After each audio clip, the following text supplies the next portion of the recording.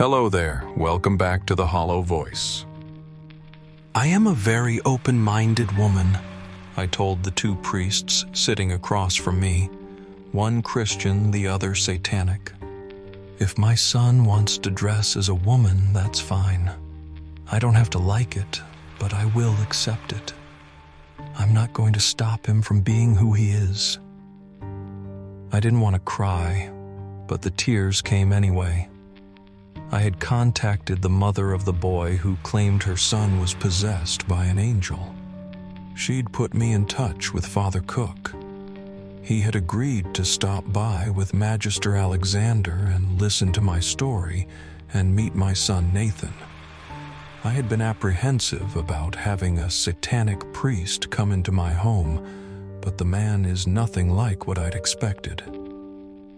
Father Cook, the Christian priest, glanced around the room. "Do you have a box of tissues?" he asked. I pointed to the bathroom door. "Thank you," I said when he sat back down and slid the box of tissues over to me. He smiled in return. "I'm not sure we can help you."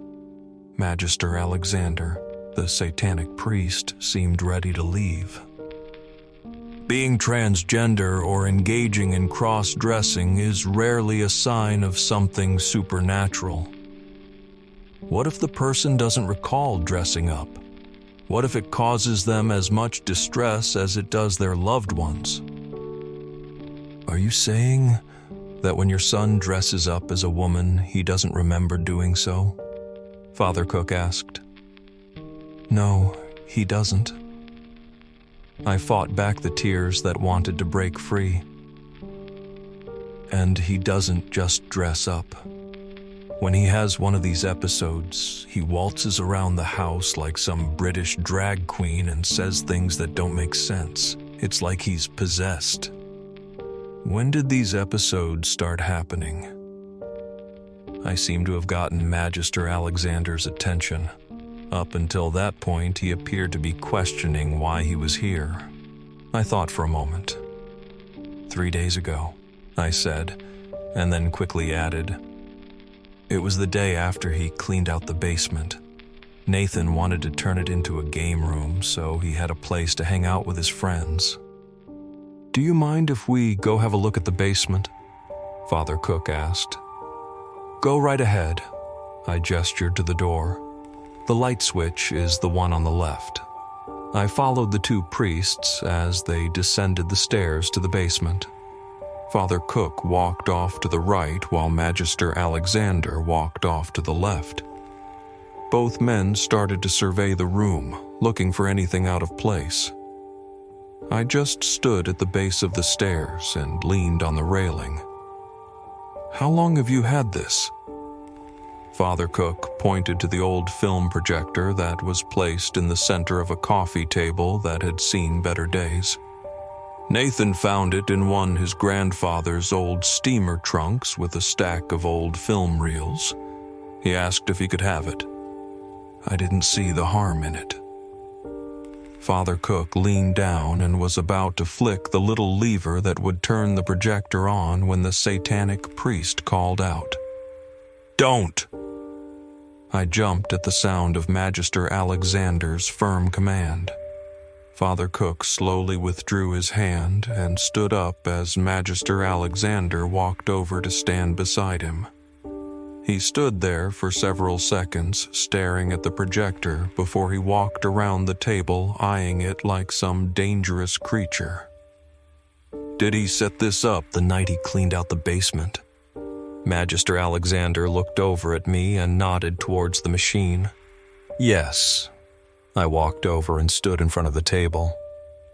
He was going to invite a few friends over and watch one of the films. "Have you watched the film?"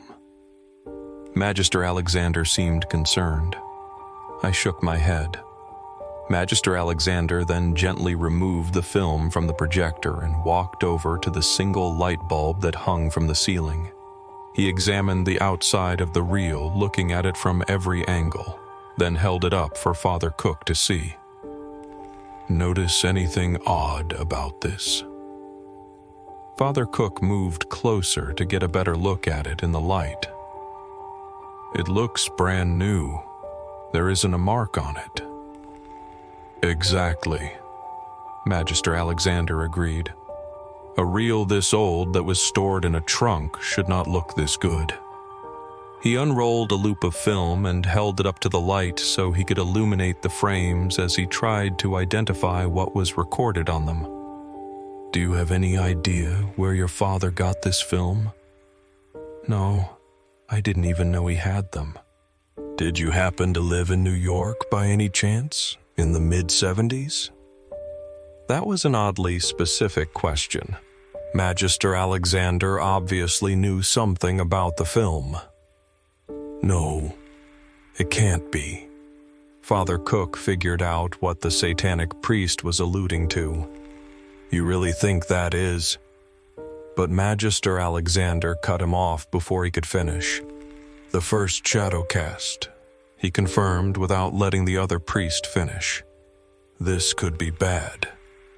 A worried look came over Father Cook's face.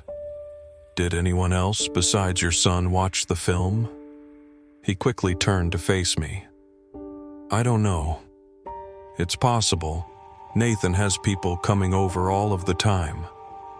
Right after I said that, my phone vibrated in the back pocket of my jeans, startling me. I excused myself and walked a few steps away to answer it. It was my neighbor across the street. What? I ran my hand through my hair, trying to wrap my head around the bizarre claim she was making. There are 2 kids walking through your yard singing, my neighbor repeated. One of them is holding a newspaper over their head. Oh wait, they stopped. They stopped singing? I asked. No, they are still singing. They just stopped at the edge of your porch. Your boy has some strange friends, she said before she hung up. While I was still on the phone, I quickly walked back up the stairs into the kitchen. The 2 priests followed shortly behind me. As the call ended, Father Cook walked to the front door to peek out through the curtains. I think we are about to meet the rest of the kids who watched the film. Without asking, he opened the door and let Arthur and his girlfriend, Evelyn, walk in. I didn't recognize Arthur at first because of the thick glasses he was wearing. I didn't know you wore glasses, Arthur, I said to him, but he didn't seem to notice me. I jumped when I felt Magister Alexander's hand on my shoulder. They can't hear you. They are currently stuck in their roles and are awaiting their next scene. What do you mean? I asked, confused. How could they not hear me? They were standing right in front of me. All of a sudden, Evelyn screamed and threw herself on the floor. Then all eyes turned to the hallway where my son entered the room wearing a bra and panties. He must have taken them from my dresser. He had also gotten into my makeup box again, which was evident by the dark red lipstick and black eyeshadow that was painted on his face. How do you do? I see you've met my faithful handyman.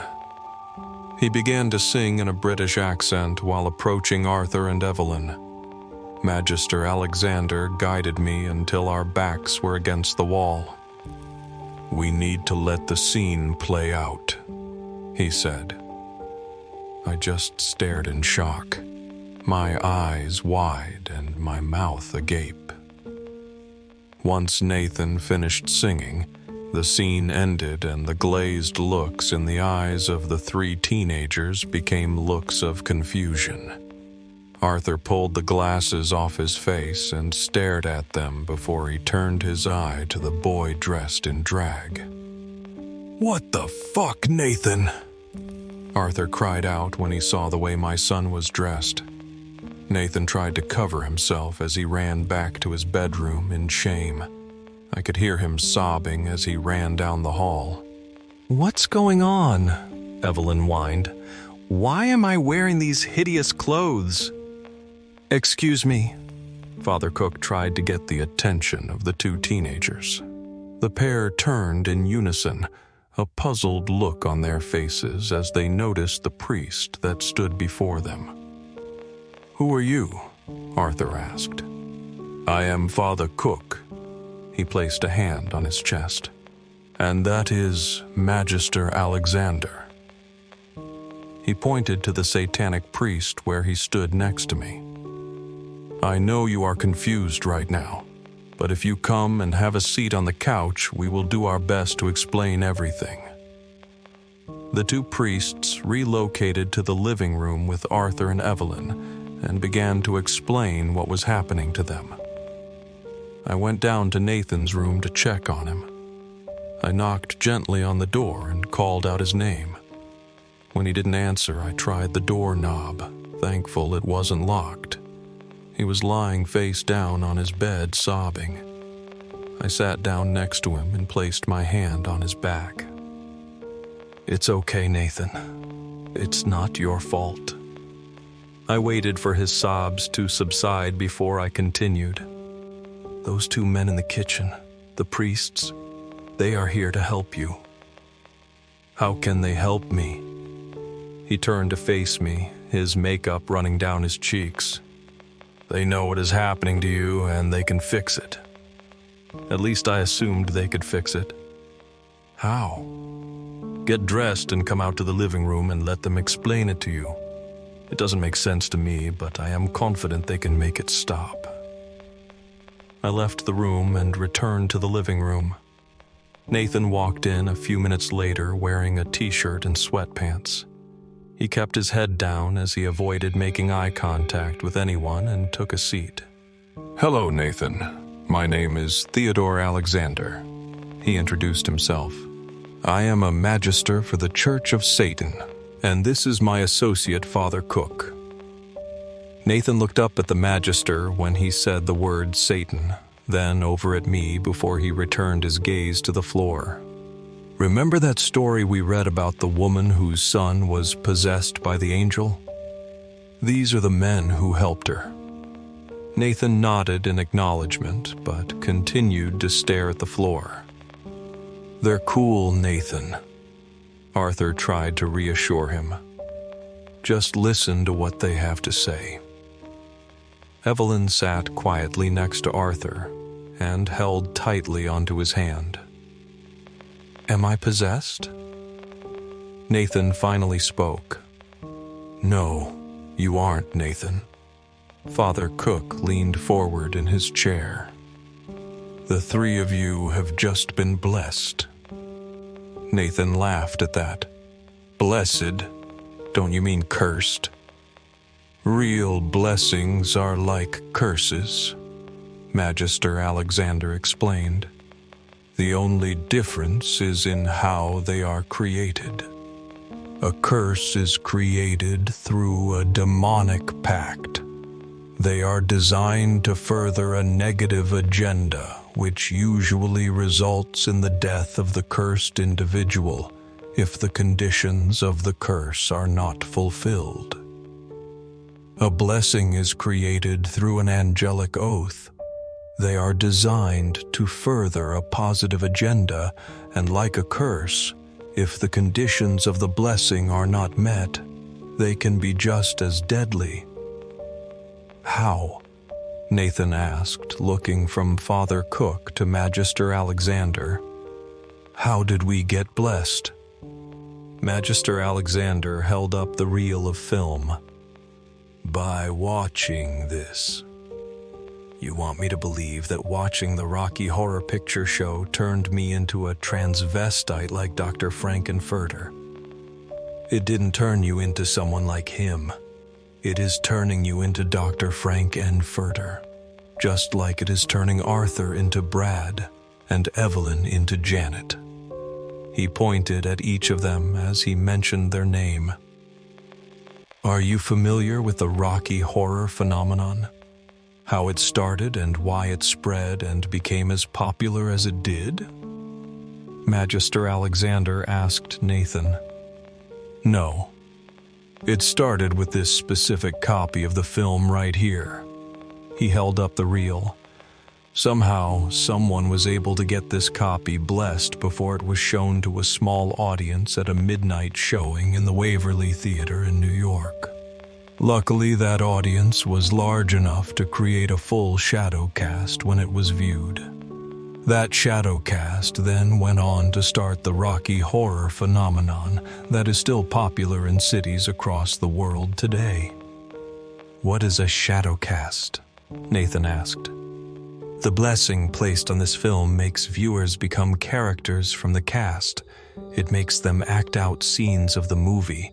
It was designed to spread the film's popularity through participation. The problem is that in order to fulfill the blessing, the movie needs to be shown to an audience large enough to fill the cast.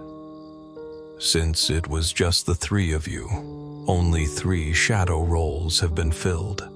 Until the rest of the roles are cast and you perform the entire movie, these episodes will keep happening until your characters completely take over you." I excused myself to the kitchen to grab the tissues.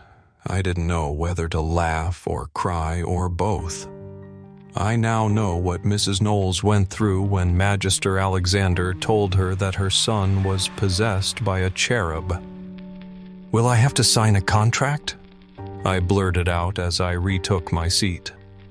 I was afraid to ask, knowing what Mrs. Knowles had sacrificed to save her son. "The contracts are only required for exorcisms." Father Cook eased my concern. "It requires a lot of energy to drive an entity from this plane of existence." "What do we do now? How do we remove the blessing?" I was eager to get this nightmare over with. "We can't remove it.